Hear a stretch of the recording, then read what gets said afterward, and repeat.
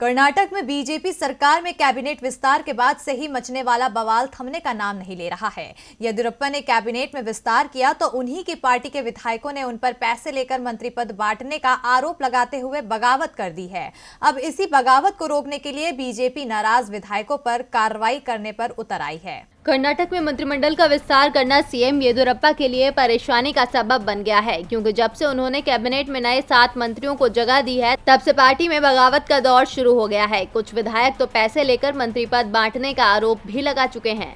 इस बगावत के बाद बीजेपी इस कदर बौखलाई कि वो हक मांगने वाले विधायकों पर कार्रवाई ही कर रही है।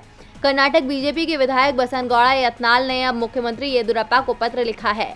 उन्होंने कहा कि मुझे पता चला है कि आपने मेरी सिक्योरिटी वापस ले ली है, जो मुझे धमकियों के बाद मिली थी। ये एक निम्न स्तर की राजनीति का नमूना है। ये बदले की राजनीति है, क्योंकि मैंने येदियुरप्पा के खिलाफ आवाज उठाई। इतना ही नहीं, बसनगौड़ा यत्नाल ने पत्र में आगे लिखा कि अगर मुझे कुछ भी होता है तो इसके लिए आप और आपकी सरकार जिम्मेदार होगी। मैं आपकी राजनीति के तरीके और बदले की राजनीति का विरोध करता रहूंगा।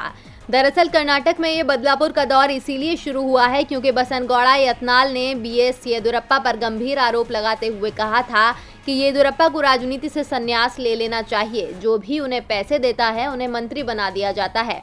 इस बगावत के बाद कर्नाटक के ही एक दूसरे विधायक एमपी रेणुकाचार्य भी येदियुरप्पा की शिकायत पार्टी हाईकमान से करने के लिए दिल्ली पहुंचे थे, जहां उन्होंने कर्नाटक सरकार में बनाए गए नए मंत्रियों और मुख्यमंत्री येदियुरप्पा को लेकर बीजेपी के उच्च स्तरीय नेतृत्व से शिकायत की। रेणुकाचार्य ने कर्नाटक सरकार के कैबिनेट विस्तार पर कहा था कि एक ऐसा आदमी जो बीएस येदियुरप्पा सरकार बनाने के खिलाफ गया था, आज उसे ही मंत्री बना दिया गया है।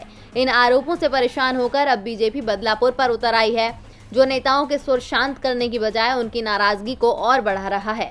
अगर ये दौर यूं ही चलता रहा तो बीजेपी की सरकार पर खतरा भी मंडरा सकता है। डीबी लाइव की रिपोर्ट।